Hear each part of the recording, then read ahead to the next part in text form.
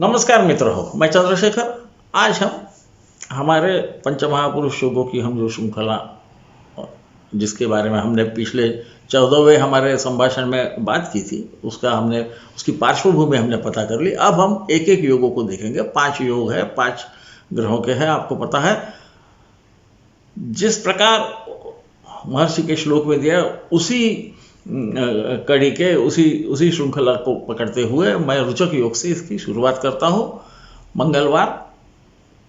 मंगल का योग, उसके बाद बुधवार बुध का योग, इस प्रकार ये जाएगा। रुचक योग से हम शुरू करते हैं। हमने देखा है कि पंचमहापुरुष योग कैसा होता है। रुचक योग में मंगल जब केंद्र में खुद के घर में यानी खुद के राशि में या उसके उच्च राशि में यानी मेष, वृश्चिक अथवा मकर राशि में स्थित होगा और बलपूर्ण, बल से समृद्ध होगा। वो बली होना चाहिए। केंद्रीय बलिभीष्ट आपने सुना है पिछले संभाषण में, जो महर्षि ने कहा है, तो रुचक योग होता है। ये रुचक योग यदि बहुत पुष्ट होगा, इसमें दूसरे ग्रह का आना विहित नहीं है, इसे कृपया समझ लीजिए। दूसरा ग्रह आएगा तो वो अपनी भी कुछ छाया वहाँ छोड़ेगा, अपने भी कुछ गुण देगा, तो वो इसका विषय नहीं है। कभी हमने आगे यदि 2 ग्रह हो गए तो कैसा सोचना, इसके बारे में यदि चर्चा करने का मौका आप लोगों ने मुझे दिया तो शायद उस बारे में हम बातचीत करेंगे। परंतु अभी हम देख रहे हैं रुचक योग, शक्तिशाली रुचक योग जो होता है वो कैसा होता है। इसके बाद वो जितना क्षीण होते जाएगा तो इसमें के कुछ चीज़ें क्षीण होती जाएगी, इसे कृपया ध्यान रखिए। वरना होता क्या है कि ऐसा योग दिया है, कुंडली में है, मंगल है, अपने राशि में बैठा है ना, केंद्र स्थान में है या अपने उच्च में बैठा है, और ये क्यों नहीं परिणाम प्राप्त हो रहा है। तो ऐसा ना सोचिए। तो महर्षि पाराशर, ऋषि पाराशर क्या कहते हैं इस मामले में देखेंगे। दीर्घानुनो महोत्साहो स्वच्छ कांतिर महाबल, यहाँ से शुरू होता है कि ये कैसा होता है रुचक योग का जातक। तो इसका आनंद यानी चेहरा बड़ा होता है, इसका मतलब थोड़ा शायद आप ऐसा समझ सकते हैं कि थोड़ा चौड़ा होता है। हालांकि आगे मुखर दैर्घ्यम भी बोला है तो लंबा भी हो सकता है। महोत्साह, इसमें बड़ा उत्साह रहता है। उत्साह इसमें फूट फूट के भरा रहता है। नैसर्गिक मंगल है, इसे कुछ न कुछ तो करना है। स्वच्छ कांतिर महाबल, बहुत शक्तिशाली है और इसकी कांति बहुत अच्छी है। स्वच्छ कांति, स्वच्छ कांति के अनेक अर्थ हो सकते हैं। हम ऐसा समझेंगे कि दैदीप्यमान आप बोल सकते हैं, या उसे देखते साथ हमें एक ऐसी व्यक्ति जिसे कुछ करने की इच्छा है और करने की क्षमता है, इसका हमें आभास हो। हम इस ढंग से उसे सोच सकते हैं। उसके बाद क्या है, चारु भ्रू, यानी वो जो हमारे भ्रू है ना, भ्रुकुटी बोलते हैं ना वैसे, ये दिखने में बड़ी अच्छी है। इसका मतलब मैं समझता हूँ कि काफ़ी मोटे होंगे, क्योंकि जिस जमाने की बात करते हो उस वक्त सौंदर्य की जो संकल्पना थी वो अलग थी। चारुभ्रू नीलकेशश्च, उसके बाल नीले का मतलब नीला होता है, पर नीले नहीं, काले होते हैं या रंग में गहरा रंग होता है, ऐसे केश रहते हैं। इसे समझ लीजिए। इसका कारण ये है कि ये हमारे शास्त्र सनातन धर्म से आए हैं। उस वक्त पूरे पृथ्वी में भी जो लोग हैं उनके सबके कल्याण के लिए होने से काल, देश और पात्र के हमारी जो हमें एक कुंजी दी हुई है उसका इस्तेमाल करना चाहिए। यदि वो ऐसे राष्ट्र का होगा कि जहाँ पे बाल जो है वो थोड़े पीलापन लिए हुए रहते हैं, तो उसका जो कुटुंब है या उसका जो परिवार है या उसके देश के लोग जो है, उनके बालों से इसके बाल ज़्यादा गहरे रंग के रहेंगे, है ना। जहाँ सभी के बाल काले हैं वहाँ उनमें भी इसके बाल ज़्यादा कालीमा लिए होंगे। ये भी हो सकता है कि ये जब इसकी उम्र भी हो जाए तो बाल काफ़ी काले ही दिखेंगे, पूरी तरह से सफ़ेद न हो पाएंगे। फिर सुरुचिश्च रणप्रिय, रुचि अच्छी रहती है इसकी, अच्छी चीज़ों में रुचि रहती है, और इसे रण यानी युद्ध करना अच्छा लगता है। मंगल है ग्रहों के दरबार का ये सेनापति है तो नैसर्गिक है कि उसे रणप्रिय होगा। मंगल तो है ही, मंगल को ऐसा भी झगड़ा करना अच्छा लगता है ना, रण ही क्यों, किसी भी प्रकार का युद्ध भी तो एक झगड़ा ही है ना? तो इसलिए वो सह है। फिर यहाँ आता है रक्त श्याम हो अरिहंता, रक्त श्याम रंग दिया है। देखिए मंगल का सहसा रंग जो है वो रक्त रंग दिया है, रक्त के समान रंग दिया है।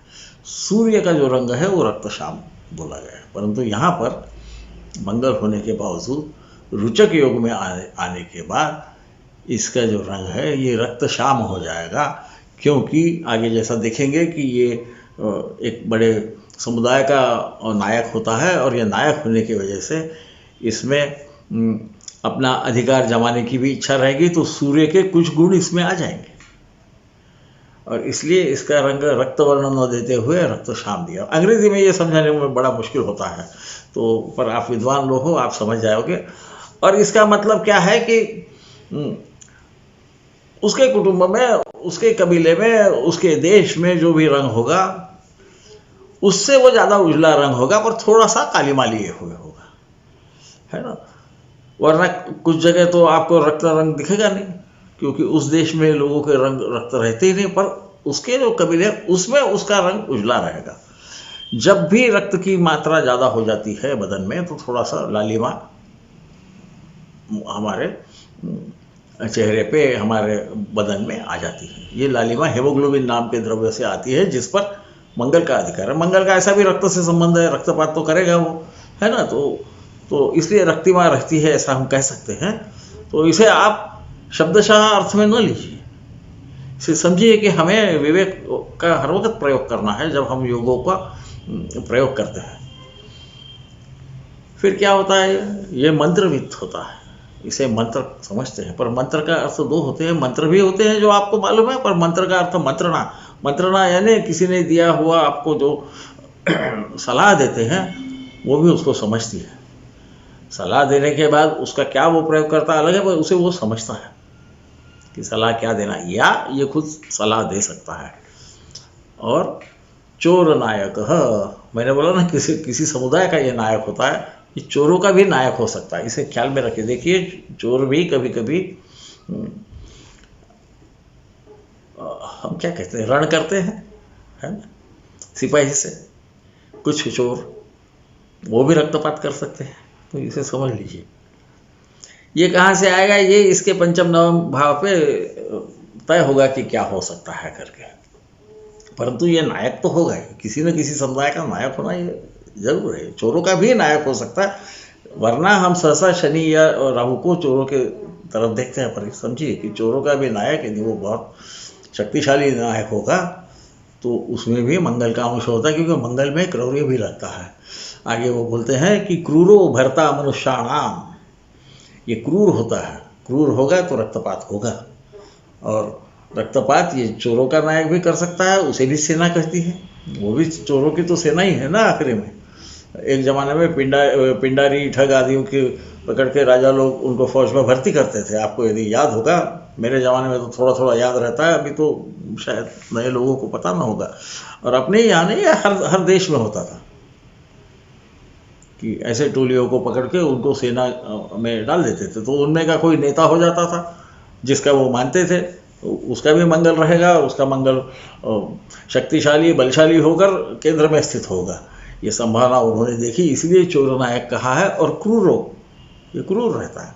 भरता मनुष्याणाम, ये मनुष्यों का मतलब उसका जो समुदाय है, जिसका वो नेता है, उनके भरण पोषण की भी फिक्र करता है। हाँ, तभी तो उसके साथ लोग रहते हैं, है ना। ये समझने को कोई बहुत ज़्यादा बुद्धि नहीं लगेगी, हम यदि हमारे विवेक का प्रयोग करें तो हम इसमें का एक एक चीज़ का अर्थ समझ लेंगे। श्यामांग्री, और फिर द्विज पूजक।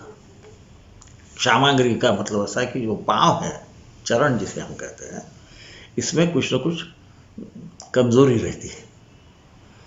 आप जब सोचने लगोगे तो आपको ख्याल में आ जाएगा कि क्यों कमजोरी है। वो जिस भाव में बैठा है वहाँ से कहाँ कहाँ दृष्टि डालते हैं, हमने देखने लगे तो हमें थोड़ा बहुत ख्याल में आ जाएगा कि क्यों चरण में इसकी कमजोरी हो सकती है। हो सकता है उसे मार लगे या बहुत चले, इस वजह से चरण उसके थक जाए, जो भी कारण हो, पर ऐसा यहाँ कहा गया है। और ये कमजोरी देना, तो जब किसी पे आघात होगा तो कमजोरी तो आएगी, तो शायद इसके चरणों में आघात होने की संभावना ज़्यादा हो सकता है। उस वक्त सब पैदल जाते थे, बाद में फिर घोड़े पे जाते थे, उसमें कभी रकीब में पाँव पड़ के पलट जाता होगा, वो मुझे मालूम नहीं। जो कहा है वही मैं बता रहा हूँ, पर मुझे वो न्यायपूर्वक नहीं लगता है, वो अन्यायपूर्वक नहीं लगता।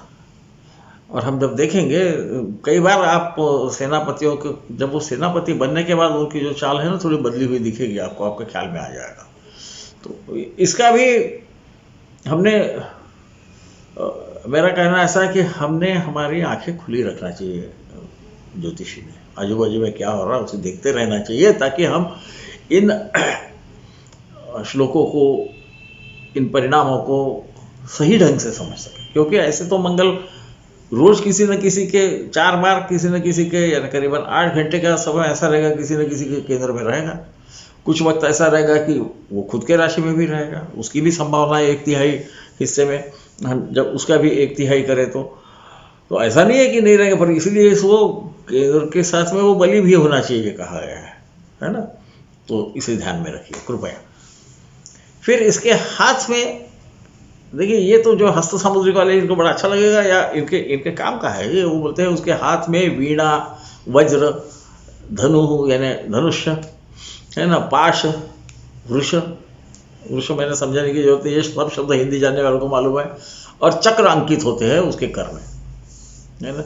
वीणा, वज्र, धनु, पाश, वृष, चक्रांकित करे, ऐसा कहा गया है। मैं श्लोक उसके नीचे देने की कोशिश करूँगा, यदि मैं भूल नहीं गया तो। उम्र की वजह से कभी हो जाता है, परंतु मैं करूँगा, मैं सहसा देता हूँ, ताकि आप भी खुद पढ़ सके, आप उसका अर्थ समझ सके।